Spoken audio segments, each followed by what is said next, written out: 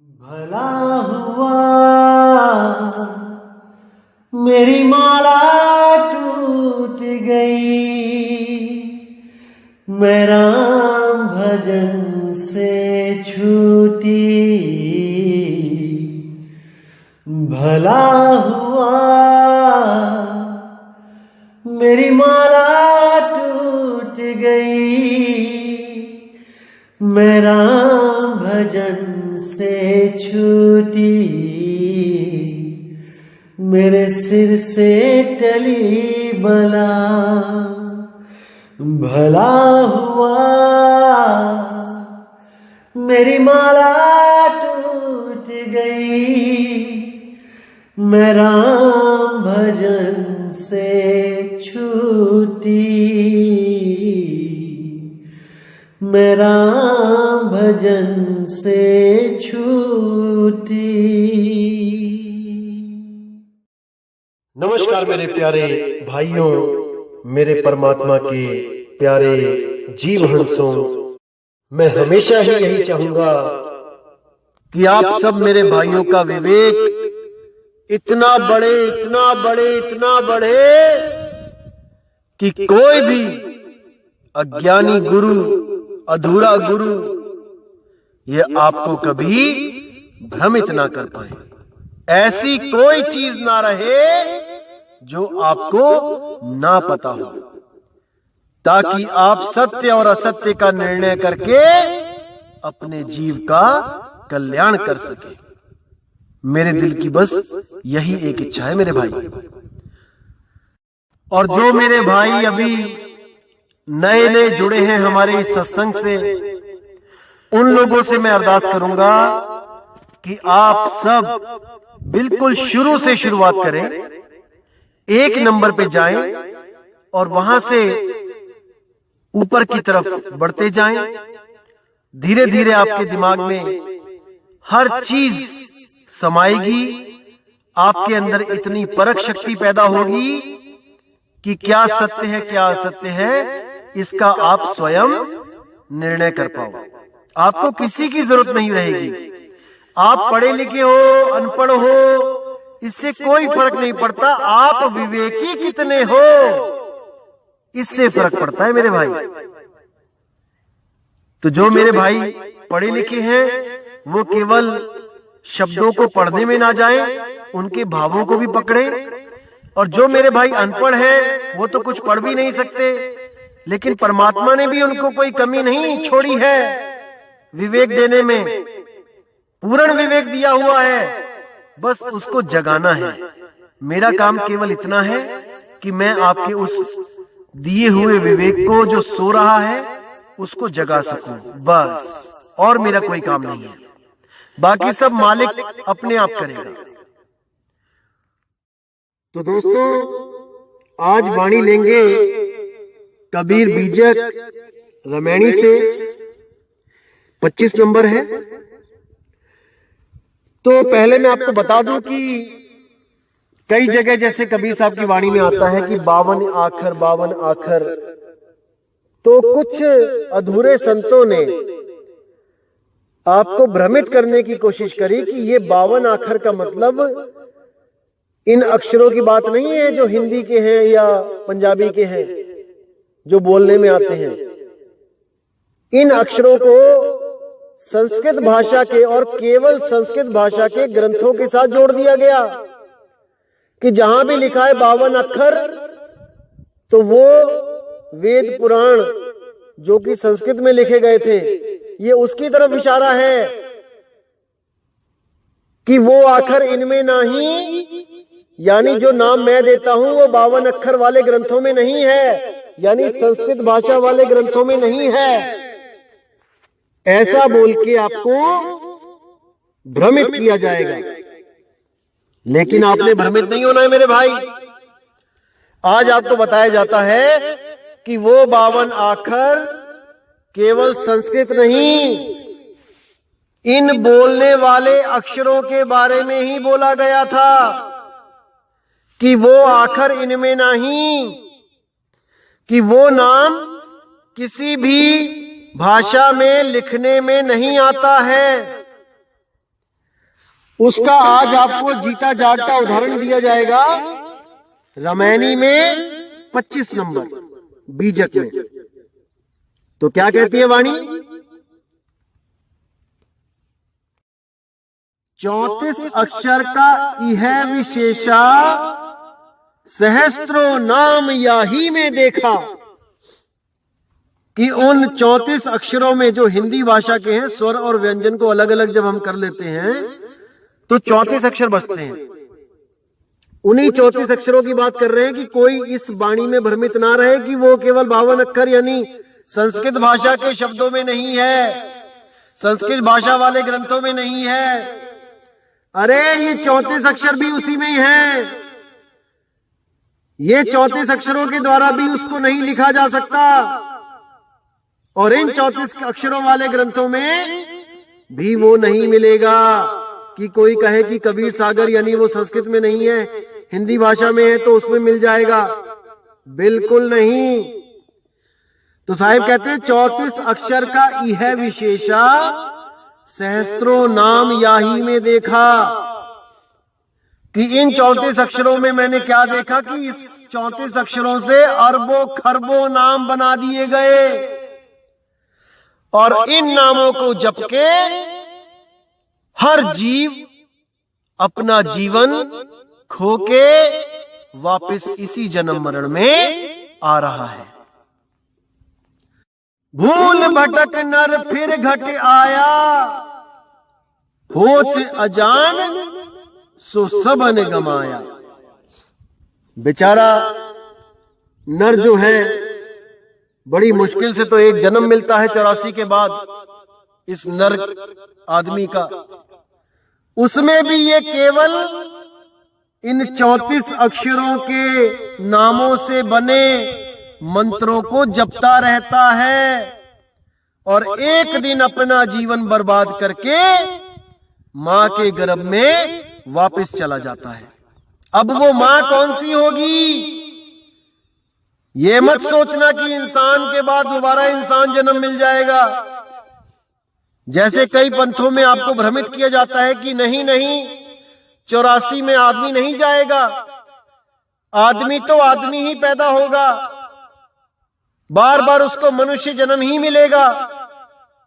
उदाहरण क्या देते हैं कि जैसे कुत्ते का बच्चा कुत्ता होता है, हाथी का बच्चा हाथी होता है, ऐसे ही मनुष्य का बच्चा सदा मनुष्य ही होगा हर जन्म में। अरे मेरे भाई, तुम ये आत्मा का गुण बता रहे हो कि शरीर का गुण बता रहे हो? आत्मा हर तरह का शरीर चलाती है। तुम शरीरों से शरीर पैदा करवा रहे हो, सांचे से सांचा पैदा हो रहा है। जिस सांचे में लोहे को डालोगे वैसा ढल जाएगा। आदमी से आदमी ही पैदा होता है, लेकिन उसके अंदर जो आत्मा है वो कुत्ते की भी आ सकती है। कुत्ते की आत्मा का मतलब ये नहीं कि उसके पूंछ होगी। अरे आत्मा एक ड्राइवर है। 84 लाख गाड़ियां हैं, किसी भी गाड़ी को ड्राइवर चला सकता है। साइकिल को भी चला सकता है, मोटरसाइकिल को भी चला सकता है, कार को भी चला सकता है, क्रेन को भी चला सकता है, ट्रक को भी, बस को भी, हवाई जहाज को भी, शिप को भी, हर चीज को वो चला सकता है। तो इंसान को पैदा करेगा, ये बिल्कुल सत्य है। लेकिन उस इंसानी शरीर में आत्मा कौन सी होगी, ये उसके कर्मों पे निर्भर करता है कि कैसे कर्म किए हैं उसने, उसी के हिसाब से उसको जन्म मिल जाता है। तो आगे कहते हैं, भूल भटक नर फिर घट आया, होत अजान सो सबन गमाया। अज्ञानी बनकर, अजान यानी जो जानता ही नहीं है। दो तरह के लोग होते हैं, एक तो जो नहीं जानते वो होते हैं, अपना जन्म बर्बाद करके चले जाते हैं इन 34 अक्षरों को पैदा करके, इनके मंत्र बना के, इनके मंत्र जप के। और एक होते हैं जो जानबूझ के चले जाते हैं। समझाने वाला समझाता रह जाता है कि मत जाओ उस तरफ, लेकिन अज्ञान का ऐसा पर्दा, ऐसी पट्टी बंदी होती है आंखों पर कि सत्य को देख के भी उस पर यकीन नहीं कर पाते।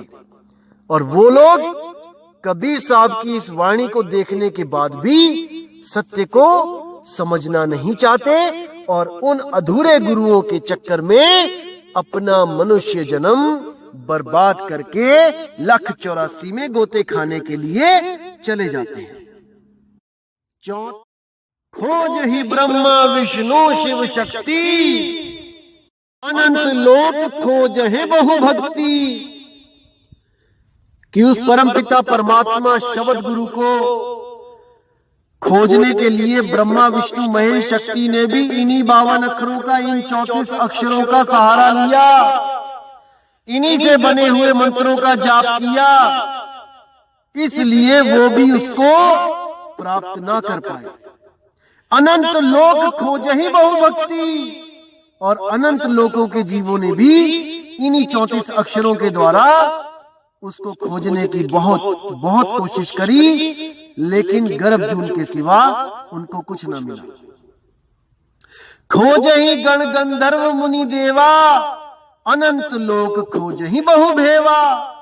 गण गंधर्व मुनि देव सब पीर पैगंबर औलिए इन्हीं 34 अक्षरों में उलझ के यहां से चले गए। किसी को भी वो सत्य अवस्था नहीं प्राप्त हुआ, वो सतनाम नहीं प्राप्त हुआ। तो साहिब कहते हैं, जति सती सब खोज ही, मन ही ना माने हार। बड़ बड़ जीव ना बाच ही, कहे कबीर पुकार।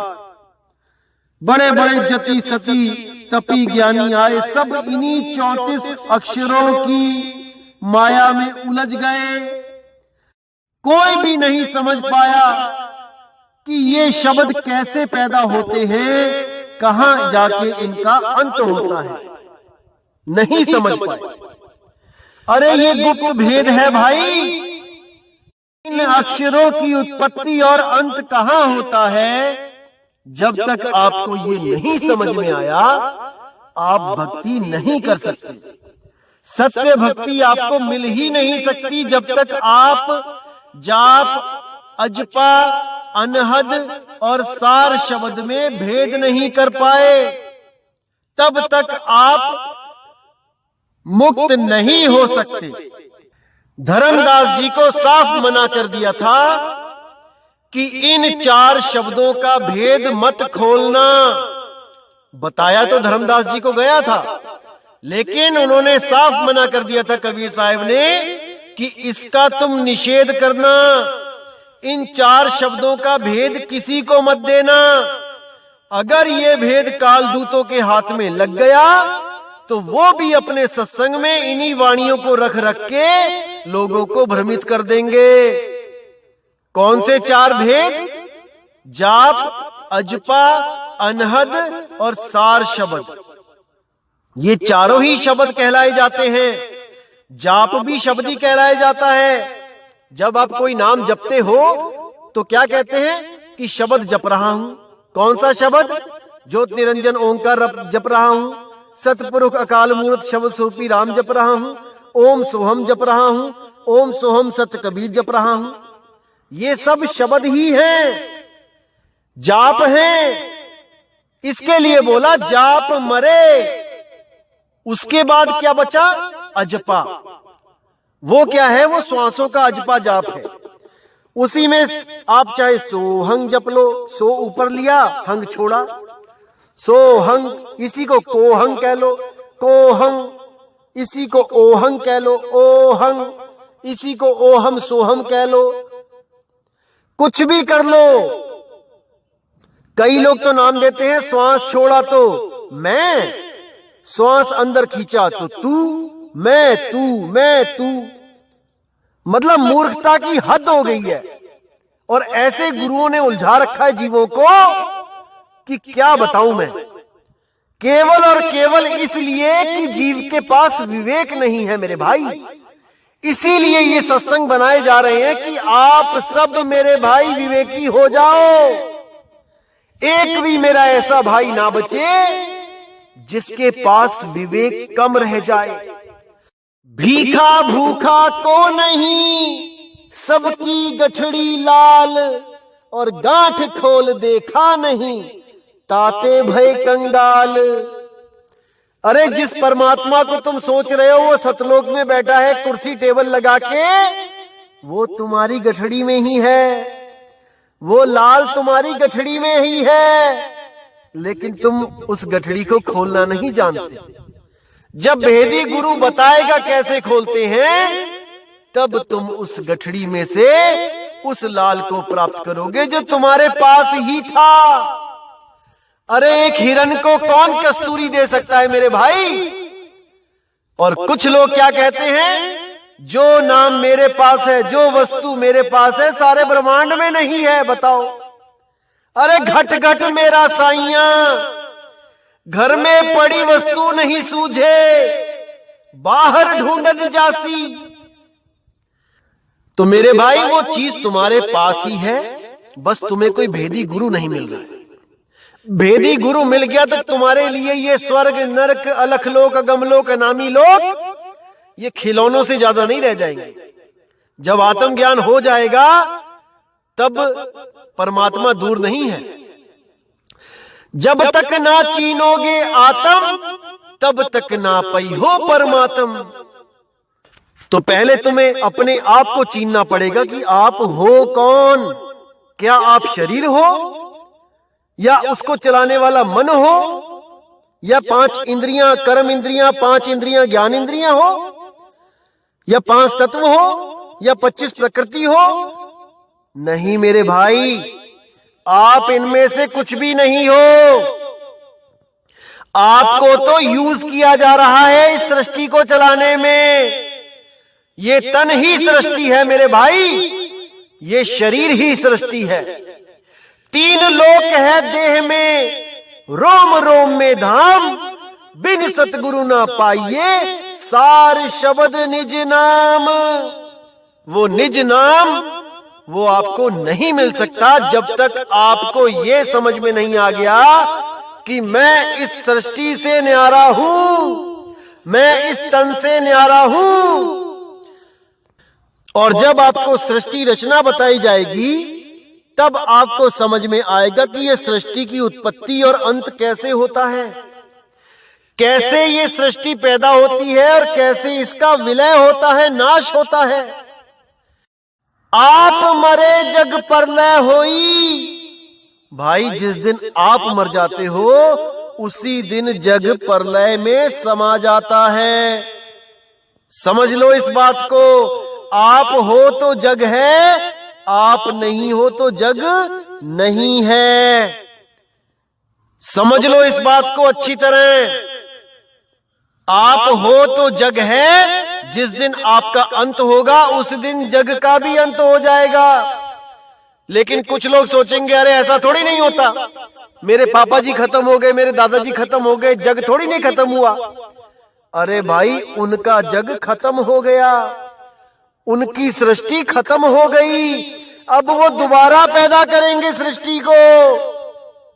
पता नहीं किस गर्भ में जाके सृष्टि को संस्कारों के द्वारा पैदा किया जाएगा। तो दोस्तों ये बहुत गूढ़ ज्ञान है, इसको समझने में अभी टाइम लगेगा। मैं जब बताऊंगा सृष्टि रचना तो सब कुछ समझ में आएगा आपको, एक एक चीज। लेकिन आप अपना विवेक जगाए रहे और आगे से आगे इस ज्ञान को ग्रहण करते रहे। तो तीसरा शब्द है अनहद शब्द। जाप खत्म, अजपा खत्म, अब अनहद। ये क्या है? ये 5 तत्वों की धुनें हैं जो हमारे शरीर में अलग अलग प्रकार की धुनों को बनाती और बिगाड़ती हैं, बदलती रहती हैं। ये माया है। कान बंद करके 5 धुनों को सुनना ये माया है। ये धुनें बदल रही हैं। परमात्मा का शब्द कभी बदलता नहीं है, उसकी यही पहचान है। वो एक रस है, वो कभी बदलता नहीं है, वो आता जाता नहीं है। इसको समझो। अब क्या बचा? सार शब्द। ये सार शब्द कोई मंत्र नहीं है, कोई अजपा जाप नहीं है, कोई अनहद नाद नहीं है। ये सार शब्द ही सतपुरुष कहाया। अरे सार शब्द सतपुरुष कहाया, यही वो सतपुरुष सार शब्द परमात्मा है जिसको सब संतों ने शब्द गुरु बोला है। इसी शब्द गुरु से सुरती अलग हुई है, इसलिए भटका खा रही है। अरे जाप मरे अजपा मरे अनहद भी मर जाए, सुरत समाए शब्द में वाको काल ना खाए। जिस मेरे भाई की सुरती शब्द में लग जाएगी, ये काल उसका कुछ नहीं बिगाड़ पाएगा, क्योंकि वो अब काल से रहित हो चुकी है, वो अकाल में समा चुकी है। अब उसको कौन पकड़ेगा भाई? कोई नहीं पकड़ सकता। तो जब आप अंबु सागर में पेज नंबर 36 पे देखेंगे, वहां देखिए कितनी स्पष्ट वाणी लिखी है। धर्मदास के बंदी छोरा, जीव अधर्मी कुटिल कठोरा, पतित उदाहरण नाम तुम्हारा, पतित जीव कह पार उतारा। तुमरी दया पाए प्रभु स्वामी, नर नारी होवे सुखधामी। अब कछु आगे भाख सुनाओ, सत्य पुरुष जानी मोह दुराऊ। आगे ज्ञान कहो अनुसारी, जा विधि जीवन कीनी उबारी। कौन शब्द ले काल ही मारो, कौन शब्द ले हंस उबारो। कौन शब्द ले राखो पासा, कौन शब्द होवे जीवासा। कि हे बंदी छोड़, कौन से शब्द से आप काल को मारोगे, कौन से शब्द से जीव उबारोगे, कौन से शब्द से हम सबको वो धुरधाम पहुंचाओगे? हमें बताओ उस शब्द के बारे में, क्या है वो शब्द। तब कबीर साहब ने उनको उस सार शब्द की महिमा बताई जो अकह है, अनाम है, 34 अक्षरों से परे है, 52 अक्षरों से परे है, जो बोलने लिखने पढ़ने में नहीं आता, और 4 तरह के शब्दों में जो चौथा शब्द है। 4 तरह के कौन से शब्द? जाप, अजपा, अनहद और सार शब्द। जिसके लिए बोला जाप मरे अजपा मरे अनहद भी मर जाए, सुरत समाई शब्द में वाको काल ना खाए। तो देखिए क्या बोलते हैं साहिब। इसीलिए साहिब ने बोला शब्द मलंग काल गही मारा, सार शब्द ले जीव उबारा। सुरती डोरी ले राखव पासा, आर्य शब्द होवे जीव पासा। 4 शब्द का भाखौ भेदा, धर्मदास तुम कीन निषेधा। हे धर्मदास, ये जो शब्द मलंग है जिसके द्वारा ये काल मारा जाएगा, उस सार शब्द के द्वारा इस जीव का उबारा होगा। सुरती डोर के द्वारा जीव अपने निज स्वरूप को प्राप्त करेगा। आर्य शब्द होवे जीव वासा। आर्य शब्द यानी श्रेष्ठ शब्द, जो बाकी शब्दों से न्यारा होगा। बाकी शब्द तो लिखने बोलने पढ़ने वाले और तात्विक होंगे, लेकिन ये जो आर्य शब्द होगा ये नी तात्विक होगा, नी शब्द होगा। तुम इन 4 तरह के शब्दों का भेद धर्मदास मत खोलना, तुम केवल पवित्र ज्ञान भाखना, और अगर कोई जिज्ञासु जीव आता है तो उसको परख करके ये सार शब्द लखा देना। गलती से भी इन 4 शब्दों को नहीं खोलना, इन 4 तरह के शब्द को मत बताना किसी को, वरना जीव सत्य असत्य का निर्णय नहीं कर पाएंगे। ये अधूरे गुरु इन ही 4 शब्दों में उलझ जाएंगे, वो फैसला ही नहीं कर पाएंगे। बोलेंगे तो ये वाणी 4 शब्दों की, लेकिन वो फैसला नहीं कर पाएंगे कि कौन सा शब्द धारण करना है। कुछ कहेंगे कि 4 शब्द एक ही हैं। जैसे मैंने पीछे ऑडियो बनाई थी 4 सोहंग की, तो कई लोगों ने क्या बोला कि ये देखो मूर्ख बना रहे हैं। अरे 4 तरह के शब्द थोड़ी नहीं होते, शब्द तो एक ही होता है, उसकी 4 अवस्थाएं होती हैं। अरे मेरे भाई, अगर तुम्हें कोई मुंह से जपने वाला सोहंग दे दे तो क्या वो जप जप के अपने आप ही श्वासों पे आ जाएगा? कैसी मूर्खता वाली बातें करते हो। अगर वो अपने आप ही श्वासों पे आ जाएगा तो फिर श्वासों वाला गुरु तो हमें चाहिए ही नहीं। वो तो हम जप के अपने आप ही अवस्था बदल जाएगी, वो अजपा हो जाएगा, उसके बाद अनहद हो जाएगा। कैसी मूर्खतापूर्ण बातें करके भरमाते हैं दुनिया को। जबकि वाणी में साफ लिखा है 4 शब्द का भाख्यो भेदा, धर्मदास तुम कीन निषेधा। धर्मदास तुम निषेध, इस वाणी को निषेध करो, ये मत बताना इन 4 तरह के शब्दों के बारे में। ये अधूरे गुरु इन्हीं 3 शब्दों में उलझ जाएंगे, जाप अजपा अनहद। ये सार शब्द के पास फटक भी नहीं पाएंगे, ये उसका भेद प्राप्त ही नहीं कर पाएंगे, लेकिन बातें करेंगे कि हमारे पास भी सार शब्द है। और जब कोई सार शब्द लेने जाएगा तो उन्हीं 52 में 52 अक्षर का नाम पकड़ा देंगे, 34 अक्षर का नाम पकड़ा देंगे। ऐसा भरम जाल डाल रखा है इन काल के शातिर दूतों ने। दोस्तों, बच के रहना है इनसे। इसीलिए कबीर साहब ने कहा था कि धर्मदास तुम इन 4 तरह के शब्दों को मत खोलना। जब मेरे 13वें पंथ का प्रचार होगा तो इन 4 शब्दों को बहुत ही अच्छी तरह खोल के समझाया जाएगा और जीवों के सारे भ्रम खत्म कर दिए जाएंगे। तो जीव, जाप अजाप अनहद, इन तीनों को त्याग के सार शब्द को ग्रहण करने के लिए उस महात्मा के पास, उस संत सतगुरु के पास जाने के लिए तत्पर हो जाएंगे। और उस सार शब्द को प्राप्त करके सब जीव अपने अपने निज स्वरूप को, उस आत्म स्वरूप को प्राप्त करेंगे और इस काल के जाल से हमेशा के लिए मुक्त हो जाएंगे। क्योंकि आत्म स्वरूप को कोई मिटा नहीं सकता, कोई काल उसको नहीं खा सकता, उसको जला नहीं सकता।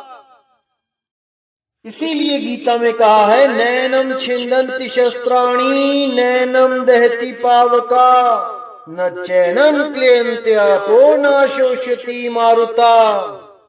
हे अर्जुन, इस आत्मा को शस्त्र काट नहीं सकते, इसको आग जला नहीं सकती, इसको जल गला नहीं सकता, वायु इसको सुखा नहीं सकती। ये अजन्मा है, अजन्मा, ये कभी नहीं मरता।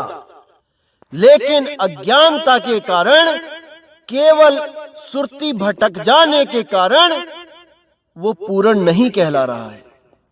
वो तब तक पूर्ण नहीं होगा जब तक सार शब्द परमपिता परमात्मा में वापस सुरती ना लग जाए, वो तब तक पूर्ण नहीं हो सकता।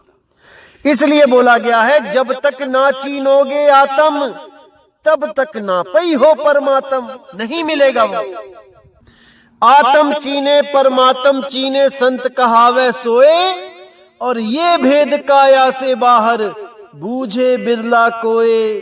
ये काया से बाहर है भाई, ये काया से न्यारा नाम है। इसीलिए ज्ञान प्रकाश कबीर सागर में आप पेज नंबर 30 पे देखोगे, कितना स्पष्ट बोला कबीर साहब ने, नाम कबीर जपो दिन राती, कि कबीर का नाम दिन रात जपो, सत कबीर करो। लेकिन भाई ये वो सत कबीर नहीं है जो मैंने आपको दिया है, ये तो 52 अक्षर वाला सत कबीर है। असल में सत कबीर क्या है, वो साहिब ने अगली पंक्ति में बोला है, नाम कबीर जपो दिन राती तजहू कर्म भरम और कुल जाति। सब कर्म कांड ये भरम, ये सबको तज दो, कुल जाति को तज दो।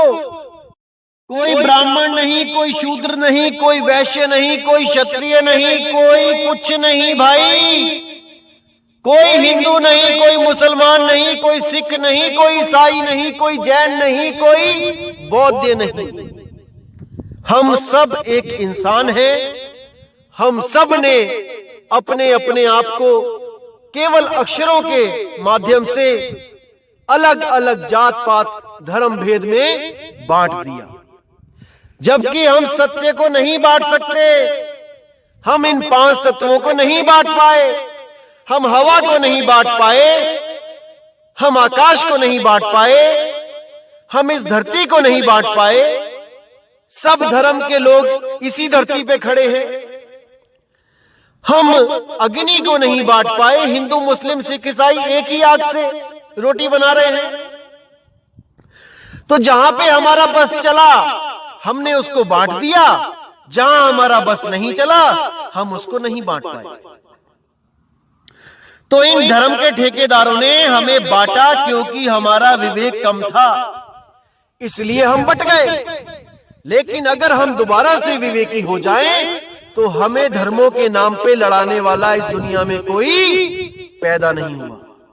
अगर हम सत्य से जुड़ जाएं तो सबका मालिक एक है भाई, एक है। तो साहिब कहते हैं, नाम कबीर जपो दिन राती, तजहू कर्म भरम कुल जाती, प्रतिमा धोखा दूर बहावो, आत्म पूजा नाम चितलावो।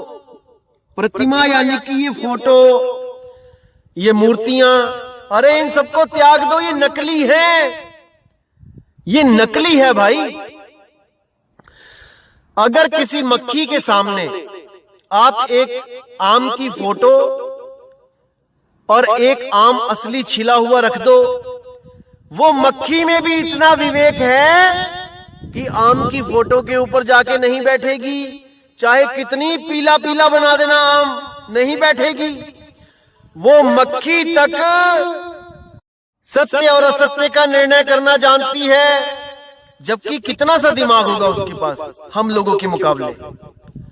लेकिन हम लोग सत्य को खोजते नहीं और नकली प्रतिमाओं के आगे माथा टेकते हैं, मूर्तियों के आगे माथा टेकते हैं, जबकि हम खुद जानते हैं कि मूर्तियों में जान नहीं होती। ये हमने आपने बनाई है, ये फैक्ट्रियों में प्रिंट हो रही हैं। अरे जो कागज के ऊपर छपाई हो रही है उससे आपके दुख कैसे दूर हो सकते हैं? वो आपका परमात्मा कैसे हो सकता है? जो नॉर्मल कागज पे चिपका हुआ है, छपा हुआ है, उसको जब चाहे आप फाड़ सकते हो। लेकिन नानक साहब ने कहा है वो अछेद है, अपेद है, अबोल है, अछल है। कैसे भ्रमित हो गए हम, केवल और केवल विवेक कम होने के कारण। तो मेरे भाई, सत्संग से पूर्ण विवेक ले लो और सत्य असत्य का निर्णय करके सत्य को ग्रहण करो और मालिक को याद करो और 84 से मुक्त हो जाओ। तो आगे कहते हैं, पीतर पाथर दूर बहाओ, सदगुरु संत सेवा चितलाओ। अब यहां पे देखिए कि पीतर पाथर, ये जितनी मूर्तियां प्रतिमाएं हैं पत्थरों की, पीतल की, इनको दूर बहा दो और सदगुरु संत सेवा चितलाओ। संतों की सेवा करो। पता नहीं कौन सा संत आपको सतगुरु रूप में मिल जाए जिसके पास सार शब्द का भेद हो, और वो संत सतगुरु आपके जीव का कल्याण कर दे, आपको रास्ता बता दे उस धुर तक पहुंचने का। तो कहते हैं, तब जम राजा तो ही ना पाई, नाम प्रताप काल मुरझाई। अगर तुमने उस आत्मदेव की पूजा में चित्त लगा लिया तो वो जमराजा तुम्हें नहीं पकड़ पाएगा, क्योंकि उसकी पहुंच आत्मा तक नहीं है भाई। वो केवल सुरत को पकड़ के बैठा है, और सुरत को भी वो पकड़ के नहीं बैठा है, सुरती ने उसको पकड़ा है। इसीलिए वो भ्रमित है। जिस दिन सुरती यहां से हटके वहां लग गई तो भाई ये जमराजा नहीं पकड़ पाएगा। नाम प्रताप काल मुरझाई, वो सत्य नाम का सिमरण करते ही ये काल मुरझा जाएगा, ये मूर्छित हो जाएगा। होई है जीव काज तब तोरा, निश्चय वचन मान दृढ़ मोरा। कि हे धर्मदास, तेरे जीव का कल्याण हो जाएगा, तू मेरे वचन पर दृढ़ हो जा, मेरी बात मान ले। उस आत्मदेव की पूजा में अपना चित्त लगा ले, उस सतगुरु भेदी से आत्म ज्ञान ले ले, जिसके बारे में गीता अध्याय 4 श्लोक नंबर 32 में बोला गया है कि तू उस सदगुरु की शरण में जा जो स्वरूप सिद्ध हो, जिसने अपने स्वरूप को जान लिया हो, और वो तुम्हें भी तुम्हारे स्वरूप का ज्ञान करा देगा, उस आत्मदेव का भेद दे देगा। और अध्याय 3 का 17वां और 18वां श्लोक, जिसमें साफ बोला गया है कि जो भी आत्मदेव की पूजा करता है उसके लिए कोई कर्तव्य नहीं है। वेदों में लिखे हुए जितने भी नियम हैं उनको उस आत्मज्ञानी के ऊपर लागू नहीं किया जा सकता। वो कोई भी मंत्र तंत्र जाप पूजा पाठ नित नेम से न्यारा हो जाता है, न्यारा हो जाता है, और वो किसी भी जीव के भरोसे पे नहीं रहता। वो स्वयं सिद्ध हो जाता है, स्वयं आत्म रूप हो जाता है। लेकिन तब होता है भाई जब उसे कोई आत्मज्ञानी गुरु मिल जाए, गुरु मिल जाए।